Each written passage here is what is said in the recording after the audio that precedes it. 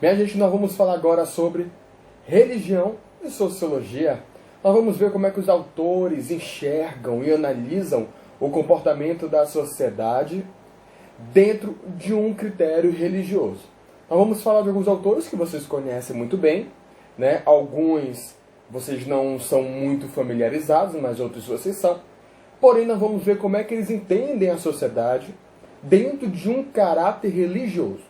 E aí nós vamos perceber, pessoal, como é que a religião ela tem tanta importância para uma organização social, até na ideia de crenças de valores, na ideia de crenças não só religiosas em si, mas de moral, da crítica, tá? Enquanto ser social. Tá bom?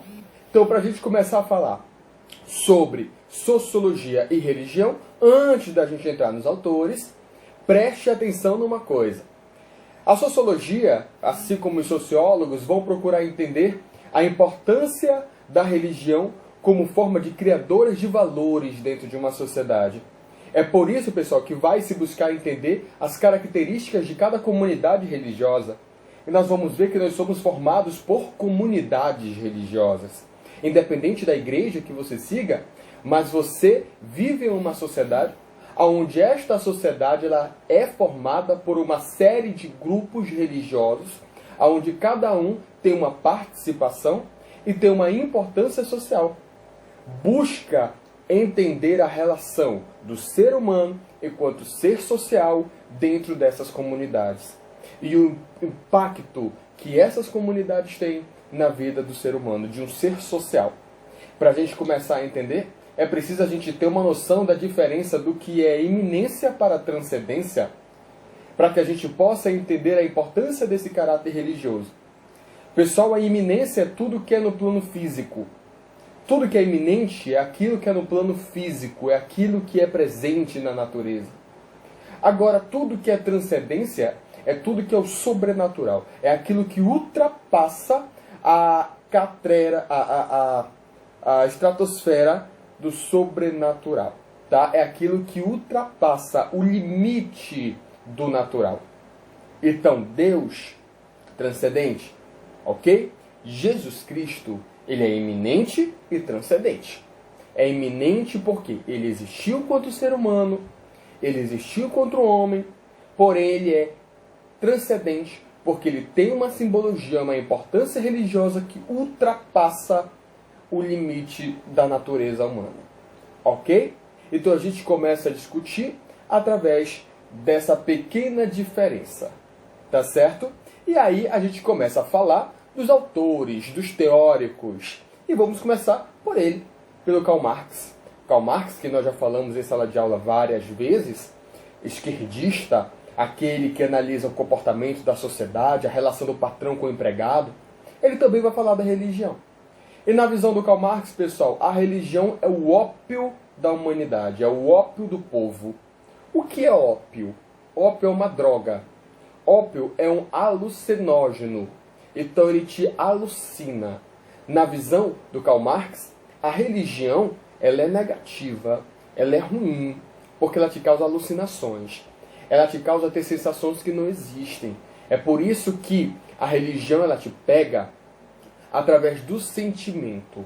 Ou seja, para Karl Marx, a religião é aquela que te domina pela tua mente. É aquela que mexe com os teus sentimentos. Te causa sensações que, na visão dele, são sensações erradas, são sensações inexistentes. É por isso que ele começa de antemão a falar que a religião é o ópio do povo.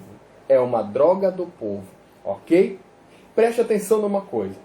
Ele vai possuir algumas influências, entre elas a de Feuerbach. Na visão de Feuerbach, pessoal, a religião, tudo isso que nós conhecemos com critérios religiosos, crucificação de Jesus Cristo, né? Toda essa história religiosa cristã que nós conhecemos, não existe. Na visão de Feuerbach, é apenas uma ideologia que te fez acreditar em algo que te dá um conforto. Mas que realmente, em termos de natureza, isso nunca existiu. Então, o Karl Marx, ele analisa essas ideias, ele pega para si e escreve as suas próprias teorias. É por isso que, na visão do Karl Marx, a religião, ela provoca, ela faz parte das condições das divisões sociais. A Igreja Católica, a Igreja, a religião, desde os seus primórdios, sempre fez parte da divisão social. Sempre fez parte oprimindo, reprimindo, né, uma camada mais desfavorecida em detrimento de outros. Isso desde a época da Idade Média, se você for parar para observar, parar para analisar. Ok? Na visão do Karl Marx, a religião, ela é um instrumento de ideologia. A religião, ela é um instrumento de controle social.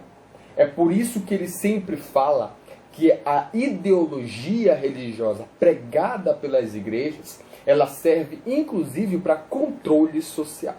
Aonde o Estado não chega, a religião chega. Ok?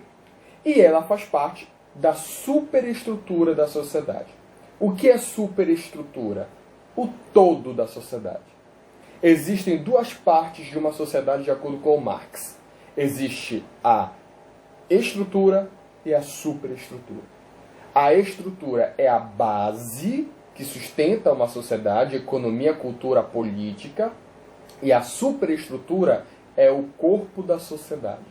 Escola, instituições públicas, privadas, religião, tudo isso faz parte da superestrutura. Então é desse jeito que o Karl Marx analisa a formação e a importância da religião dentro de uma sociedade moderna, capitalista, tá? Dentro de um grupo social. Ok? Além de Karl Marx, você tem o Emile Durkheim, conhecido de vocês. O pessoal, o Emile Durkheim, ele pega e vai dizer que a religião é uma criadora de normas de conduta, criadora de comportamento. A religião, ela cria normas, te dando noções. O que é bem, o que é mal. O que é bom e o mal, o certo, o errado, o ruim, o bom.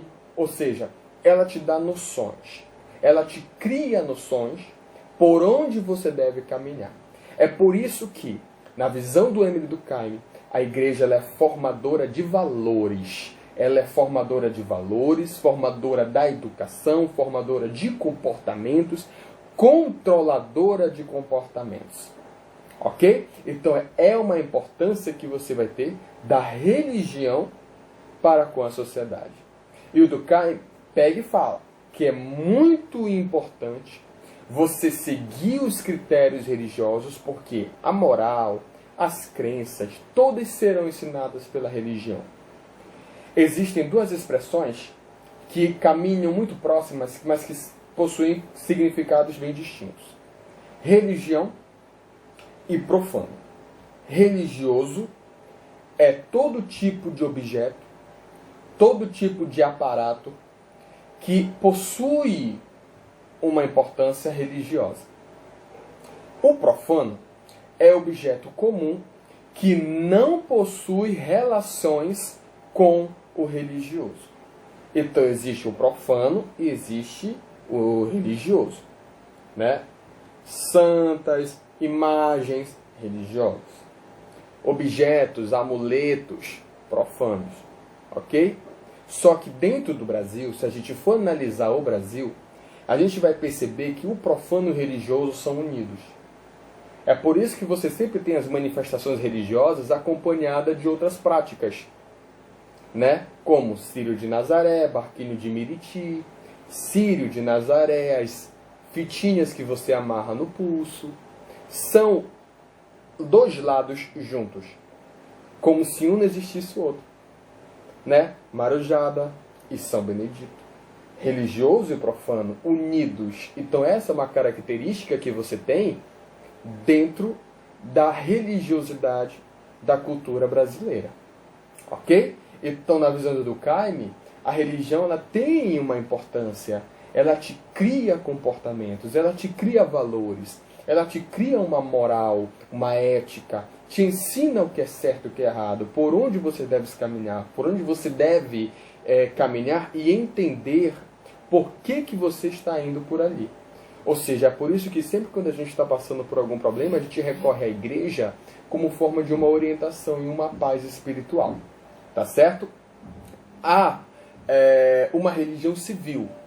A religião civil, na visão de Durkheim, é o comportamento que nós temos em sociedade. É um conjunto de símbolos que a gente pratica dentro de uma sociedade. Vivemos em um mundo, pessoal, onde é formado por rituais. E os rituais, o ato de você fazer aquilo cotidianamente, é como se fosse um ritual religioso. É aquilo que é a tua obrigação. Então é por isso que o Durkheim, de uma forma bem crítica, ele chama esses nossos comportamentos como uma espécie de religião civil. Ok? Além de Durkheim, você tem o Max Weber. O Max Weber, ou Max Weber, como querer chamar, ele é um historiador e ele vai analisar de uma forma histórica a importância da religião. E na visão de Max Weber, a religião ela tem uma importância tão grande para a sociedade que ela influenciou até a formação do capitalismo. Agora, o que é que tem a ver a crença religiosa, os dogmas religiosos, com o capitalismo?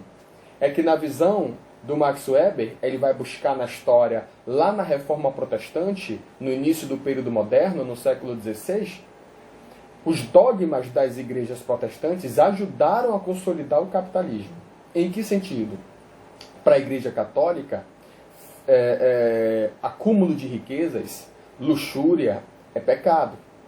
O trabalho, por um tempo, se tornou pecado. Por isso que só poderia ser exercido por uma camada específica da sociedade, escravos, servos. Já para a Igreja Protestante, na época luterana, calvinista, o trabalho não era pecado. E a riqueza era um fruto do teu trabalho. Então você deveria viver na riqueza. Não era problema, não tinha pecado.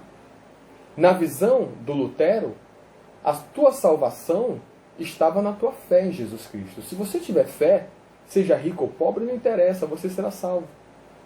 Para a igreja calvinista, lá do Jean Calvino, quando você nasce, você já é destinado para um futuro. Você já tem um destino. E quando você morrer, o seu destino já está traçado, não vai mudar. Então procure viver bem. Enquanto você estiver vivo, viva bem, trabalhe, enriqueça. Só não desperdice, mas enriqueça. A riqueza é fruto do teu trabalho. Pessoal, essas ideias farão com que a burguesia da época migre da Igreja Católica para a Igreja Protestante. Já que a Igreja Católica prega que a acumulação de riquezas é pecado, e a Igreja Protestante luterana e calvinista diz que não, então grande parte dos burgueses vão migrar da Igreja Católica para a Igreja Protestante. E isso vai decair muito o número de fiéis da Igreja Católica. Mas o que nos interessa aqui é que os dogmas da Igreja Protestante, dizendo que riqueza não é pecado, dizendo que riqueza é um fruto do teu trabalho, vai fazer com que a burguesia trabalhe sem parar no século XVI, século XVII, século XVIII, até que pegue todo esse dinheiro acumulado e implante na Revolução Industrial. Então a consolidação do capitalismo veio a partir do momento que todo o capital acumulado na exploração de territórios das colônias na época acabaram sendo investido na Revolução Industrial, consolidando o seu capitalismo. Então aí que entra a importância dos dogmas religiosos para a consolidação do capitalismo. É o que ele chama de ética protestante. Tá? E na visão do Max Weber, nós da sociedade passamos por um processo de transformação do mundo. Nós nos transformamos. Nós saímos de uma sociedade emotiva, uma sociedade altamente religiosa, passamos por um critério de racionalização do mundo. Nós nos racionalizamos. Em que sentido? Nos tornamos frios. Perdemos os padrões religiosos. Perdemos a prática da solidariedade, da empatia. Nos tornamos cada vez mais frios. Tudo isso devido a uma sociedade altamente racional. Utilizamos a razão para tudo. E essa razão é que acabou esfriando o comportamento da sociedade. Lembrando que o Max Weber escreve as suas teorias no século XIX. Então você vê que ele é bem presente nessas suas argumentações. Então essa é a noção do que a gente tem sobre sociologia e religião. Até a próxima aula. Obrigado pela atenção.